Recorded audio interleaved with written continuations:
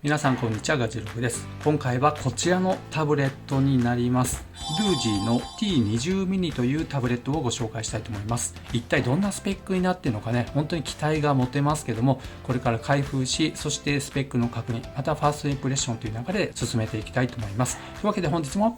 行ってみましょう。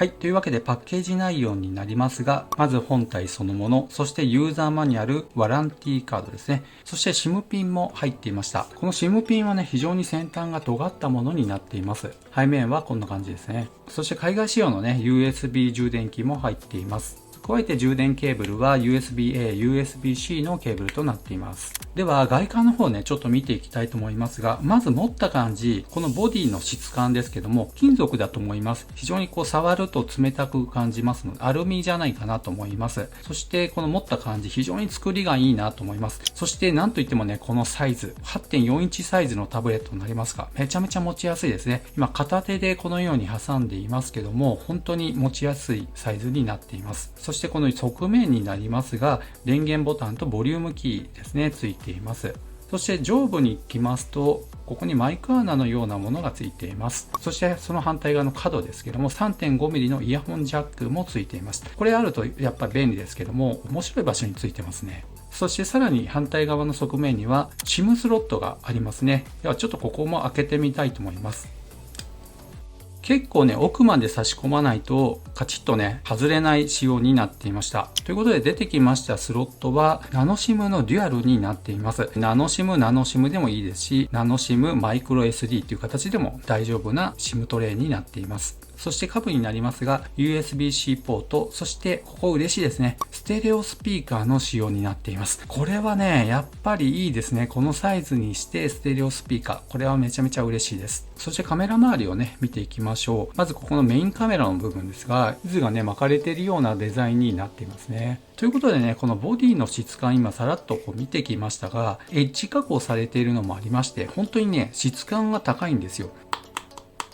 音はね、こんな感じになっています。ということで、ここでざっと主な特徴をご紹介していきたいと思います。まず最初にご紹介しました通り、このボディサイズですね、非常に小型になっていまして、この液晶ディスプレイですが、8.4 インチのフル HD になっています。1920×1200 のピクセルになっています。この辺ね、フル HD ということで、非常にね、高密度になっているのが嬉しいですね。そして厚みになりますけども、なんと 7.4mm というね、非常に薄くなっています。最近のスマートフォンより薄いんじゃないかなっていうぐらいになってますね。そして嬉しいことにね、ワイドバインはなんと L1 に対応していますので、フル HD のね、高画質の動画コンテンツを楽しむことができます。ですので、Amazon プライムとか Hulu とか Netflix ですね、すべてのサービスで高画質モードで再生できるかどうかはまだ不明ですけども、一応本体としてはワイドバイン L1 をサポートしています。そして搭載しています Android は13となっています。で、先ほどもご紹介しましたように、顔認証のロックに対応していますけども、指紋認証には対応していません。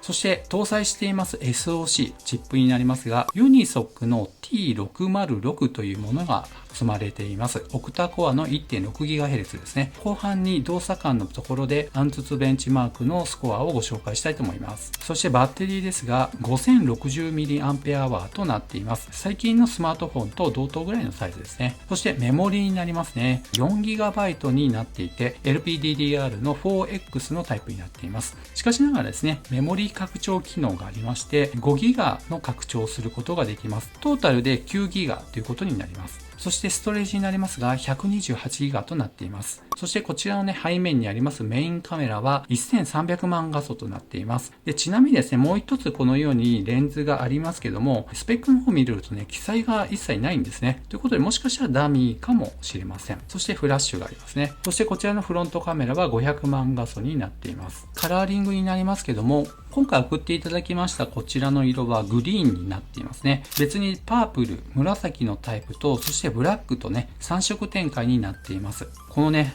ミントグリーンという感じになりますけど、めちゃめちゃいいんですよね。このメタリック調になっているんですけど、非常に爽やかな感じで好印象となっています。ということで重さを測ってみたいと思います。こちらのスケールであれば 316.5g となりました。公式スペックでは 330g となっていますが、軽いことに越したことはないですね。というわけで、この後に電源投入、そして初期設定を進めていきたいと思います。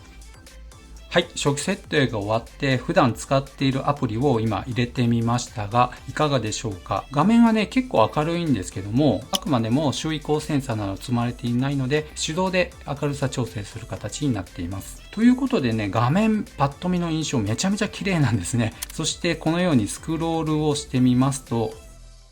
特に引っかかりがあるような感じもありませんし、動作感に関しましては良好だなと思います。ではこれから実際にちょっと使い込んでみた上で、後ほどファーストインプレッションをお届けしたいと思います。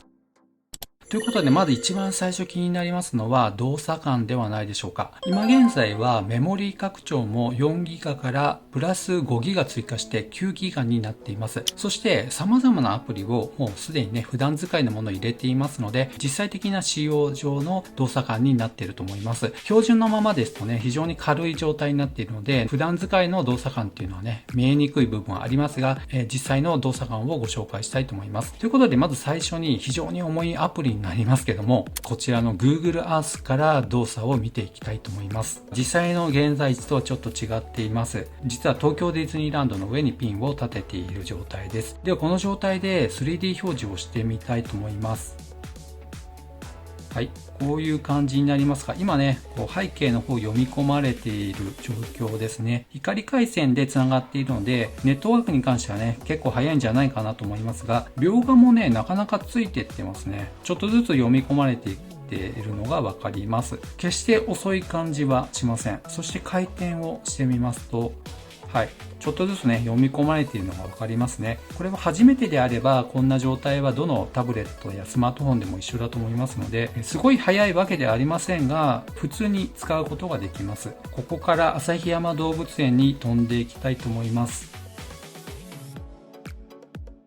ちょっとね、引っかかり少しありますけど、スムーズに到着できたんではないでしょうか。そして札幌あたりもちょっと拡大して街中の方をね見ていきたいと思います。両側の速度もまあまあ速いんではないでしょうか。あっという間にこのビル街が表示されました。この辺りやっぱりね光回線なので最大限この描画速度に追従してくれてるんじゃないかなと思います。そしてストリートビューもねちょっと見てみたいと思います。はい、切り替わりはどうでしょうか。今ね、駅の中入ってしまいましたけども、切り替えもスムーズですね。爆速ではありませんが、別に日常使いで問題なく使えるんじゃないかなと思います。では次に Chrome のブラウザを使いまして Yahoo ニュースを開いた状態になります。一番上をね、ちょっと開いてみたいと思いますが、早いですね。読み込みの速さは十分じゃないかなと思います。記事を読んでいるうちに下の方しっかりね読み込まれていますので、あっという間にね一番下まで表示されていますし、しかも引っかかりはほぼないですね。非常に滑らかに表示されています。ちなみにですね、今標準の設定で PC サイトモードで表示されています。ということでね、フル HD の解像度になっているので、パソコンライクに見ることができます。では次にリフレッシュレートがですね、実は 60Hz になりますけども、どんな感じで表示されるかを見てみたいと思います。普段こういった使い方をすることはないと思いますので、全く問題ないんじゃないかなと思います。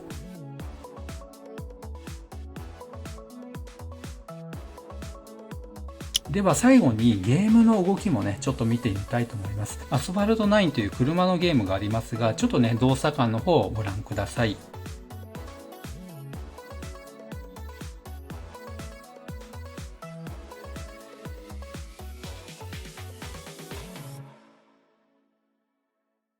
はい。というわけで、今ゲームの方もやってみましたが、若干ね、引っかかりはありましたけども、しっかりね、ゴールまで行きましたし、車をコントロールする上で、指の動きにね、全く反応しないということもありませんでしたので、普通に使うことができます。では、ここでアンツツベンチマークのスコアの結果をご紹介したいと思います。バージョンは 10.0.7 になっています。その上で、227,592 点となりました。この数値、いかがでしょうかね。決してめちゃめちゃ高いスペックではありませんが、このぐらいの数値があれば普通に使えるレベルになっています。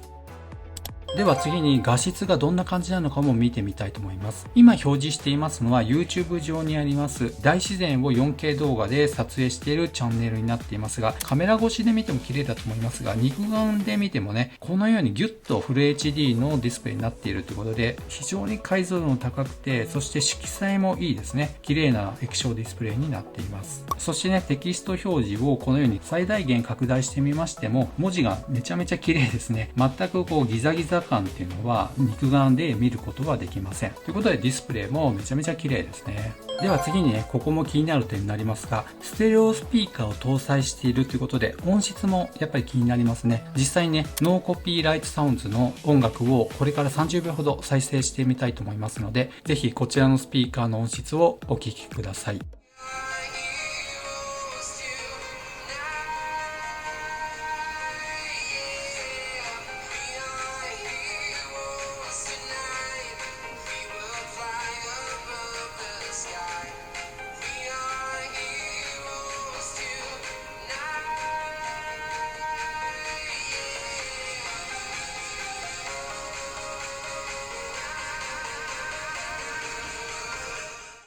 はい。ということでね、今お聞きいただきましたが、いかがだったでしょうか。マイク越しの収録した音源になりますので、やはりね、広がりのある音っていうのはなかなか耳で聞いてみないとわかりませんが、この右側から2つ出ている音源でも、ちょっとね、広がりをやっぱり感じるんですね。決してシングルスピーカーの音質じゃないなっていうのは本当によくわかります。ただ、すごい高音質っていうのはね、めちゃめちゃ広がりにあるこう空間オーディオのような、そういった広がりではなく、ステレオスピーカーとしての普通に広がりになる音質を体感することができますので、結構十分なクオリティがあると思います。もちろんね、3.5mm のイヤホンジャックも搭載していますので、こちらで楽しむのもいいかもしれません。というわけでカメラ性能が次にどんな感じなのかを見てみたいと思います。この状態で今上から見てみますと、ピントもね、結構早く合いますね。そして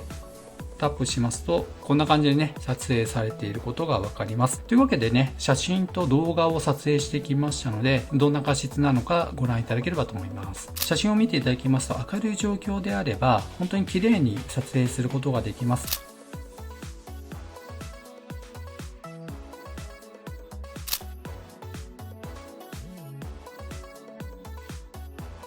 そして動画の方になりますが、こちらね、手ブレ補正はもちろんついていません。手持ちでね、歩きながら撮るとブレブレっていうことはありますけどもね、止まった状態で何か撮影するのであれば、スマートフォンと同じような動画の撮影ができるようになっています。多くを求めない方であればね、このカメラ性能でも十分じゃないかなと思いました。では最後になりますけど、こちらのね、povoの SIM カードを差し込んで、ネットワークの確認をしてみたいと思います。実際ね、使えるかどうか試してみたいと思います。はい。というわけで今、povoの SIM カードを差し込みましたが、ただ差し込んだだけの状態であれば、全くデータ通信も通話の発着ですね、することができませんでした。しかしながらちょっとね、インターネットでいろいろ調べましたところ、povoに関しましてはね、ユニソックの SOC の問題かもしれませんが、ボルトが開放されていないので、発着の通話ができない状態でした。しかしながらちょっとね、いろいろ調べましたら、なんとか通話ができる方法があるということで、いろいろやってみました。エンジニアモードというもので、この内部に入りますとね、HD 通話できるように設定を変えることができます。ただこれはですね、非公式のやり方になりますので、自己責任でお調べいただければと思います。ただ、この通話アプリを使って発信はすることできるんですけども、着信ができないんですね。ということで、スマホライクに使うっていうのは、povoに関しましては難しいのかなという結論になりました。ただ、楽天モバイルの SIM カードを差し込んで、楽天リンクをインストールしてみましたら、普通に発着信できましたので、楽天モバイルであれば問題ないのかなという感じになっています。それ以外のね、ドコモとソフトバンクの SIM カードは持っていませんので、ちょっと確認することはできませんでした。はい。というわけで今回 Doogee の T20 mini というね、タブレットをご紹介しましたけども、いかがだったでしょうか。とにかくこの 8.4 インチのサイズ、使い勝手がいいなと思いました。特にやっぱりね、片手で持ってもそんなに重くないっていうのが一つ。そして先ほどご紹介しましたが、楽天モバイルであれば、発着時の通話も、もちろんデータ通信もできますので、大きめのスマホとして、とにかく画面が大きい方がいいよと。そそして通話もできる方がいい、データ通信もできる方がいいっていうことであれば、こちらね、旅行になどに持って行って、地図など確認してとかね、みんなで情報を確認して、バッグに持ち歩いてっていうこともいいかもしれません。ただね、最初からケースはついていませんので、その辺はね、別途社外品のものを探していただければと思います。とにかく持ち運びしたい方にとってこのサイズ感っていうのは絶妙ですので、スマホではちょっと小さすぎる、10インチクラスのタブレットではちょっと大きすぎるっていう方にとっては、これ絶妙なサイズだと思います。気になった方は概要欄にリンク貼ってありますので、そちらの方から詳細をご覧いただければと思います。というわけで本日は以上となります。この動画が良かったよという方は高評価、そしてまだの方はぜひこの機会にチャンネル登録をお願いいたします。ではまた次の動画でお会いしましょう。さよなら。